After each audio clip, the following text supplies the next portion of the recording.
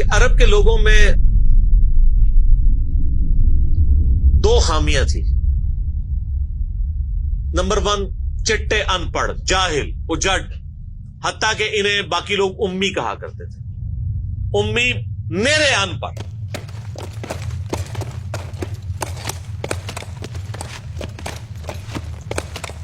دوسری خامی تھی کہ یہ لوگ آپس میں لڑتے رہتے تھے،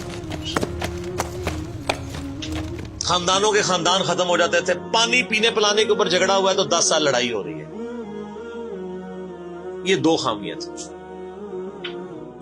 نمبر 1 چٹے ان پڑھ، نمبر 2 لڑاکو لیکن آپس میں. لیکن دو خوبیاں بھی تھیں. ایک خوبی یہ تھی کہ یہ ٹف ماحول کے عادی تھے، ریگستان کے رہنے والے، گرمیوں میں یعنی اتنے مشکل سفر کرنے والے، اونٹ کے اوپر مہینوں کے سفر، تھوڑا سا ساز و سامان کے ساتھ. اور دوسری خوبی یہ تھی کہ یہ جب کسی کو زبان دے دیتے تھے نا، پھر گردن ہی کٹتی تھی، پیچھے نہیں ہٹتے تھے، چاہے کسی دشمن کو بھی زبان دی ہے. اللہ نے ان کی یہ دو خوبیاں یوٹیلائز کر لی. یہ زبان دی اللہ کے نبی علیہ السلام کو انہوں نے، جس نے دی پھر گردن ہی کٹی ہے. اور دوسری خوبی کہ وہ ٹف ماحول کے عادی تھے لیکن لڑتے آپس میں تھے. اللہ تعالیٰ نے ان کی خامی کیسے پوری کی کہ ان کو ایک لیڈر ایسا دے دیا جس نے سارے قبائل کو ایک جھنڈے کے نیچے جمع کر دیا، اور جہالت کے لیے دور کرنے کے لیے ان کو ان کی زبان میں کتاب دے دی. اب جس نے سورہ بقرہ، سورہ نساء، سورہ مائدہ حفظ کی ہوئی ہے، اس کے سامنے کوئی کرسچن کا پادری، کیا یہودیوں کا پادری وہ بیٹھ سکتا تھا؟ جتنے ان کے دلائل تھے انہوں نے وہ زبانی یاد کیے ہوئے تھے. تو وہ لوگ جو اپنے آپ کو سمجھتے تھے کہ ہم بڑے علامہ ہیں اور یہ امی ہیں، ان امیوں نے ان کو علم میں بھی الٹ کے رکھ دیا صرف ایک قرآن کی وجہ سے. اور اللہ نے لیڈر دیا، سارے عرب قبائل جمع ہوئے. وہ عربی جو آپس میں لڑتے تھے انہوں نے کبھی یہ سوچا بھی نہیں تھا کہ اگر ہم ایک جھنڈے کے نیچے جمع ہو جائیں تو ہم دنیا کی سپر پاورز کو الٹ سکتے ہیں، رومن اور پرشین امپائر کو. اور دیکھیں سر پھر کیسے الٹا ہے انہوں نے. ود ان 17 ایئرز ہر چیز اڑا کے رکھ دی ہے. صدیوں کی سلطنتیں، لاکھوں کی ریزروڈ آرمیز رومن اور پرشینز پوری دنیا پہ حکومتیں کر رہی ہیں. جدید اسلحہ ہے، اور ادھر یہ بدو ہیں جن کے پاس اونٹ ہیں، گھوڑے ہیں، تلواریں ہیں. نہ منجنیق انہوں نے کبھی دیکھی، نہ ان کے پاس اس طرح کے ہاتھی بڑے بڑے جو پرشینز کے پاس تھے. بس چل پڑے، کلمہ پڑے اور نکل کھڑے ہوئے. پھر دنیا نے دیکھا ہے کہ ہر چیز کو الٹ کے رکھ دیا. انہی کے اسلحے ان سے چھین کے انہی کو الٹ دیا. وہ ساری کی ساری بجلی کس نے بھری تھی ان کے اندر؟ اس کتاب میں.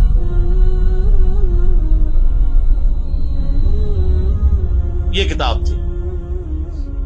کتاب پڑھتے تھے، ایمان تازہ کرتے تھے. جہاد کا کیوں ذکر ہے اتنا قرآن کے اندر؟ کیونکہ اللہ نے ایک ایسی امت اٹھانی تھی جس نے تلوار کے زور پہ اکھاڑنا تھا رومن اور پرشین.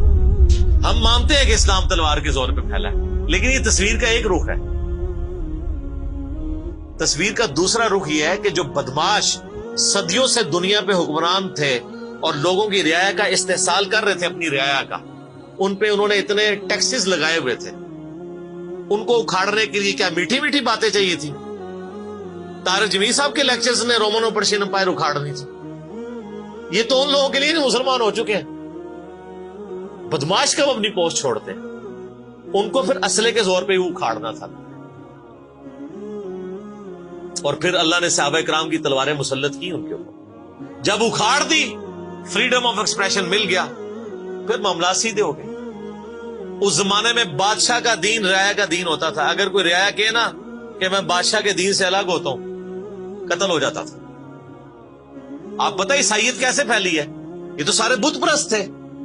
کانسٹنٹائن 2 جس کے نام پہ قسطنطنیہ شہر تھا جو بعد میں مسلمانوں نے فتح کیا، سلطان محمد فاتح نے، ٹرکی والوں نے اس پہ ایک فلم بھی بنائی ہے، اردو ڈبنگ کے ساتھ ہے، ایک ہی نشست میں آپ دیکھ سکتے ہیں 2.5-3 گھنٹے کی. جو فلمیں دیکھتے ہیں ان کے لیے، مولویوں کے لیے نہیں.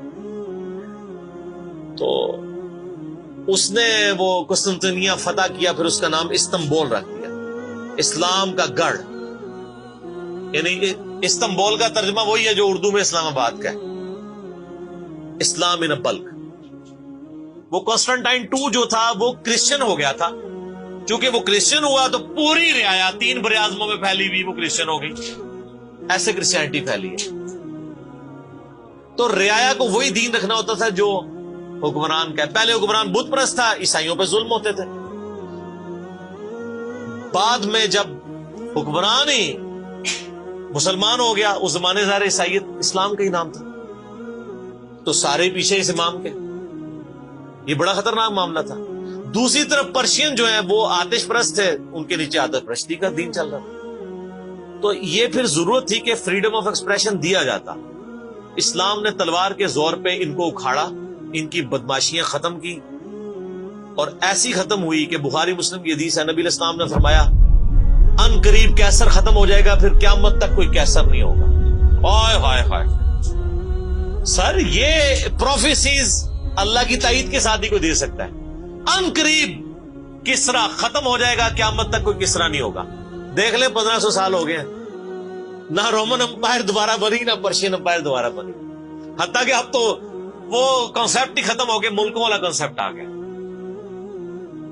اور اس زمانے میں یہ بات کرنا ایک ایسے شخص کا جس کے اوپر ایمان لانے والے گنتی کے لوگ ہوں، بہت بڑی بات. اور اللہ نے پھر اکھڑوایا. اور آج فریڈم آف ایکسپریشن ایسا ہے کہ آج تلاوت ہو رہی ہوتی ہے تو ٹرمپ بھی بیٹھ کے سن رہا ہوتا ہے. کیوں؟ حالانکہ وہ کرسچن ہے. فریڈم آف ایکسپریشن آ گیا. آپ جائیں امریکہ میں، آپ کسی مارکیٹ میں مسلح ڈال کے نماز پڑھیں، کوئی آپ کو منع نہیں کرے گا. الٹا آپ کے ساتھ سیلفیاں بنا رہے ہوں گے کہ یہ کیا ہو رہا ہے. تو پہلے کوئی سوچ سکتا تھا کہ فرعون کے سامنے کوئی نماز پڑھتا؟ جادوگروں نے ذرا سی بات کی، ایمان لے کے آئے تو میں تمہیں سولی دے دوں. تو یہ اسلام اس دور جدید کا خالق ہے، اور یہ دور جدید کو تخلیق جو اسلام نے دی ہے وہ قرآن کے ذریعے. ایک علامہ وحید الدین خان صاحب ہیں انڈیا کے، 90+ ان کی ایج ہے. انہوں نے کتاب لکھی ہے اسلام دور جدید کا خالق. اسی ٹاپک کو ایڈریس کی، کمال کی کتاب ہے وہ، اور پڑھنے سے تعلق رکھتی ہے. آپ گوگل سے اس کا PDF بھی ڈاؤن لوڈ کر سکتے ہیں، چھوٹی سی کتاب. انگلش میں بھی ایک کتاب لکھی ہے گاڈ رائزز، خدا ابھرتا ہے. خدا پھر جو ابھرا ہے نا جی قرآن کے ذریعے. خدا کو تو خیر مخلوق کی ضرورت نہیں ہے، لیکن مخلوقات نے جو تماشا بنایا ہوا تھا نا، اس تماشے کو ہمیشہ کے لیے اللہ تعالیٰ نے اپنے پیغمبر امام اعظم سیدنا و مولانا محمد رسول اللہ صلی اللہ علیہ وآلہ وسلم کے ذریعے شرک کا خاتمہ کر کے قیامت تک کے لیے جو دین اسٹیبلش کیا اس کتاب کے ذریعے. اب یہ کتاب قیامت تک نبی علیہ السلام کا معجزہ ہے. یہ کتاب ہے سر جس نے دنیا پلٹ دی، اور یہ وہ کتاب ہے جو ہم صرف اپنی بچی کو جب رخصت کرنے لگتے ہیں نیچے سے گزارتے ہیں، ٹھیک ہے، اور چوم کے غلاف میں رکھ دیتے ہیں. اس سے زیادہ اس قرآن کو ہم کوئی اہمیت نہیں دیتے.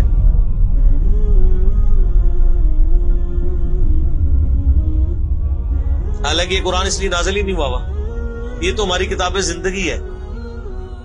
لیکن ماشاءاللہ ایسی سازش اسلام کے خلاف کی ہے، کافروں نے نہیں، مسلمانوں نے پوری نیک نیتی کے ساتھ جنازہ نکالا دین کا، اور ایک سلوگن دے دیا قرآن نہیں ڈھٹ پڑھنا گمراہ ہو جاؤ گے. قرآن میں بڑی بڑی مشکل چیزیں ہیں، اس کو ہاتھ نہیں لگانا. یہ یہودی بات کرتے تو ہم کہتے ہیں یہ اللہ کے دشمن ہے. مسلمان کہہ رہے ہیں، ہم کہہ رہے ہیں بالکل صحیح کہہ رہے ہیں. وہ میرا کلپ آیا نا پچھلے، لیکن اور ایک مولوی نے کہا ہے تو وہ اسلام 360 کے اوپر جو اس نے حملہ کیا ہے، تو میرا کلپ بھی اس پہ ریکارڈ ہوا ہے. تو پہلے تو لوگ کہتے تھے یہ ہمیں باتیں کرتا ہے، اب تو ویڈیو میں لوگ ریکارڈ کرا رہے ہیں کہ جی قرآن ڈائریکٹ نہیں پڑھنا، آپ گمراہ ہو جائیں. اچھا، آج تک آپ نے کبھی نہیں سنا یہ کہ فلاں مولوی کی کتاب ڈائریکٹ نہیں پڑھنی، آپ گمراہ ہو جائیں گے. یعنی مولوی کڈا سیاڑا ہے کہ اس کو طریقہ پتا ہے کہ میں نے بات کیسے سمجھانی ہے، اور اس کو ایسی کتاب لکھنی بھی آتی ہے جو گمراہ نہ کرے. اور اللہ کو ایسی کتاب نہیں دینی آئی کہ جو گمراہ ہونے سے بچا لے. قرآن میں کہاں ہے کہ یہ گمراہ کرتا ہے؟ وہ تو اللہ نے ٹانٹ کیا کہ جو قرآن پہ ایمان نہیں لاتے وہ گمراہ ہوتے ہیں جو ایمان لے ہیں اور بات مان لیں، وہ کیسے گمراہ ہوں گے؟ یہ تو تعریف کی ہے انہوں نے. تو اس کتاب نے جناب دنیا کی کایا کلب کی ہے، اور اس کا ٹیسٹ آپ تبھی فیل کر سکتے ہیں جب آپ عربی جانتے ہو تھوڑی بہت، یا پھر اگر آپ نے اردو میں ٹیسٹ لینا ہے تو آپ مولانا مودودی رحمہ اللہ کا ترجمہ پڑھیں. وہ اسی سوز و گداز کو ٹرانسلیٹ کرتا ہے اردو کے اندر. میں نے ابھی تک کسی اور بندے کے ترجمے کو نہیں دیکھا کہ جو ترجمے بڑے لوگوں نے کیا، احمد بریلوی صاحب نے، شریف تھانوی صاحب نے، ان دونوں کے ترجمے تو ویسے ہی وقت کے ساتھ ختم ہو گئے اس لحاظ سے کہ اس میں تو کئی الفاظ جو ہیں وہ پرانی اردو کے ہیں. ہمارے نئے بچوں کو تو سمجھ نہیں آتی لکھا کیا ہوا ہے. ہم نے کئی سنگتیں ہلاک کر دی. سنگتیں پتہ کسے کہتے ہیں؟ نہیں پتا. کئی امتیں، انہوں نے امت کا ترجمہ سنگت کیا، اس زمانے میں وہ چلتا تھا. ٹھیک ہے، آج کل اگر آپ اعلیٰ حضرت کا یہ ترجمہ رکھیں تو لوگوں کو نہیں سمجھ آئے. لیکن مودودی صاحب نے چونکہ لیٹسٹ اردو میں ترجمہ کیا اور پھر وہ سوز و گداز ٹرانسفر کیا. میرا چیلنج، آپ کوئی قرآن کی صورت نکالیں اپنی مرضی کی، باقی ساروں کے ترجمے رکھیں، پھر مودودی صاحب کا بھی پڑھیں، تو آپ کو لگے گا کہ آپ کا دل تیزی سے دھڑکنا شروع ہو گیا ہے. الفاظ کے چناؤ، پھر اس میں جو ردم ہے. اور وہ انہوں نے تفہیم القرآن کے مقدمے میں لکھا ہے کہ میں نے دیکھا ہے کہ ہمارا نوجوان قرآن ترجمے سے لے کے بیٹھتا بھی ہے تو بور ہو جاتا ہے. تو ان کا میں نے سمجھا کہ کیوں ہوتا ہے بور، کیونکہ وہ تو پڑھ رہے تھے اردو میں، اللہ نے تو قرآن نازل کیا عربی میں، عربی اس نے سیکھنی کوئی نہیں ہے. اور اردو نے جو ترجمہ کیا ہوا ہے وہ انہوں نے ترجمہ کیا ہوا ہے ایز اے اسٹوری بک. یہ تو کتاب زندگی ہے، یہ تو زندہ کتاب ہے، بلکہ مسلمانوں کی زندگی کا سبب ہے. صحیح مسلم میں حدیث ہے، اللہ اس کتاب کی وجہ سے قوموں کو عروج دے گا اور اس کتاب کی وجہ سے لوگوں کو، امتوں کو زوال دے گا. جس کو ڈاکٹر اقبال نے پھر شعر میں کہا، وہ زمانے میں معزز تھے مسلمان ہو کر اور تم خار ہوئے تارک قرآن ہو کر. وہ زمانے میں معزز کون؟ صحابہ اہل بیت، تابعین تبع تابعین. اور تم خار ہوئے کون؟ اسی. اور صرف اسی نہیں، ساڑھے بزرگ بھی. یہ نہ سمجھیے گا، ظاہر آپ تو ہم کہہ سکتے ہیں نا، ڈاکٹر اقبال کے زمانے میں انڈیا پاکستان بنگلہ دیش کے جتنے بابے ہیں زندہ تھے. آج تو کہہ سکتے ہیں مر گئے ہیں. ڈاکٹر اقبال جب یہ شعر کہہ رہا تھا تم خار ہوئے تارک قرآن ہو کر، تو وہ خار احمد بریلوی صاحب، اشرف تھانوی صاحب، یہ سارے لوگ زندہ تھے اس وقت، انہیں کو ہی کہہ رہے تھے نا. حتیٰ کہ قرآن کے ترجمے کو بھی گناہ سمجھا گیا. یہ تو بہت بعد میں ترجمہ ہوا ہے، پہلا ترجمہ شاہ ولی اللہ دہلوی نے کیا. پہلے تو لوگ کہتے ہیں قرآن کا ترجمہ کرنے کی ضرورت نہیں ہے. اور یہاں لوگ کہتے ہیں بزرگوں کی بڑی خدمات ہے. ہم پوچھتے ہیں 1000 سال سے بزرگ یہاں بیٹھے ہوئے ہیں، کسی ایک بزرگ کا قرآن کا بخاری کا ترجمہ مجھے دکھا دیں کہ جی یہ سلطان بہو نے دیکھے نہیں قرآن کا ترجمہ کیا، یہ جی داتا صاحب نے بخاری شریف کا ترجمہ کیا. کیا انڈیا پاکستان بنگلہ دیش کے لوگوں کی زبان عربی تھی؟ فارسی تھی نا. تو کسی بزرگ کو توفیق نہیں ہوئی ہے کہ قرآن کا فارسی میں ترجمہ کر دے. اتنا بڑا چھکا میں نے مارا ہے کہ قیامت تک یہ روئیں گے. آندہ کو کیا نا بزرگوں کی خدمات ہیں. ہمارے پرائم منسٹر صاحب بھی کہتے ہیں نا جی وہ فرید الدین گنج شکر کی بڑی تعلیم. فرید الدین گنج شکر صاحب نے کون سا قرآن کا ترجمہ کیا؟ اگر کسی نے قرآن کا ترجمہ ہی نہیں کیا، بخاری مسلم کا ترجمہ ہی نہیں کیا، وہ کیا خدمات کرتا رہے؟ وہ اپنی تعلیمات دیتے رہے. صحیح غلط اس کا فیصلہ ہم نہیں کرتے، وہ تو پھر میں اور طرف چل پڑوں گا. صرف جو خدمات والا ڈونگ رچایا ہوا ہے نا، وہ میں آپ کو بتا رہا ہوں. جتنوں کے مزار بنائے ہوئے آپ نے، کسی ایک کا ترجمہ دکھا دے قرآن کا. تو یہ پھر انہوں نے جان بوجھ کے سیاست کی اسلام کے نام کے اوپر، اپنی باتیں کرواتے رہے. سر ان کو پتا تھا قرآن کا ترجمہ ہو گیا، سورہ زمر اور سورۃ الانعام اگر اردو میں آ گئی تو بابوں کو کس نے پوچھنا ہے؟ سر بخاری کا اگر ترجمہ ہو گیا تو ساروں نے تو رفع الیدین سے نماز پڑھنی ہے، بابے سارے بغیر رفع الیدین والے نے. یہ وجہ تھی کہ بڑی ہوشیاری ہے انہوں نے. یہ نہ سمجھو بولے سمجھے، بہت ہوشیار سمجھے. اور دیکھ لینا پھر اب رزلٹ سامنے آ گیا. جدھر ترجمے ہوئے ہیں وہ کہنا نہیں پیو دادے تے ایتھے ہاتھ بندہ سی، اے ایتھے بندہ ہے، تو رزلٹ نکل آیا نا. اسی لیے بزرگ جو کام کرتے ہیں وہ حکمت سے خالی نہیں ہوتا. ہاں انہوں نے بڑی ہوشیاری دکھائی ہے آپ کے ساتھ، لیکن اللہ کا وعدہ ہے هو الذی ارسل رسولہ بالہدی ودین الحق لیظہرہ علی الدین کلہ.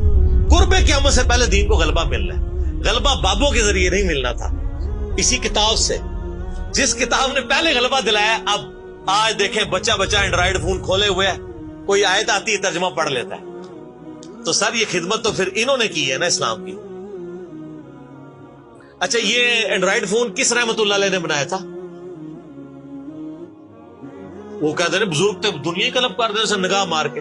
وہ بزرگوں نو لے آؤ تے ٹھیپا موبائل نیچے چلا سکتے. آپ مجھے بتائیں میں کسی بزرگ کو قبر سے نکالوں اور اس کو یہ موبائل چلا لے گا؟ آپ کا بچہ چلا لیتا ہے. اور کسی کا اگر اتنا ایمان ہے نا بزرگوں کے اوپر, تو آج والے بزرگوں پہ بھی ہے. تو میں نے ان کو بڑی دفعہ مشورہ دیا ہے کہ بزرگ جو جناب دنیا چلا رہے ہیں, تو میں ان کو کہتا ہوں آپ کو بزرگوں کے ساتھ جہاز پہ بٹھاتے ہیں. جب 10 کلومیٹر ہائٹ پہ پہنچ جاتا ہے یہ بوئنگ جہاز, جب پہنچے تو ہم پائلٹ کو کہے تو تے پائی بسم اللہ پڑھ کے تے پیراشوٹ نہ کود جا. بزرگ چلان تے جہاز لینڈ کران, وہ کتنے لینڈ ہوئے گا جہاز؟ بزرگوں نے مریض بھی اس جہاز ہی نیچے بیٹھ لگے. جہاں تمہیں کہتے ہیں بزرگ دنیا چلا رہے ہیں ان کو بھی پتا ہے جہاز کو نہیں لینڈ ہونا. اور جو جہاز نہیں لینڈ کرا سکتا, میں کہتا ہوں کسی بزرگ کو آپ لا کے جہاز کے کاک پیٹ میں بٹھا دینا, وہ نہیں لینڈ کرا سکتا. ہاں لینڈ کرائے گا اگلے جہاں جا کے, وہ بھی وہ نہیں کرائے گا, خود ہی ہوئے گا.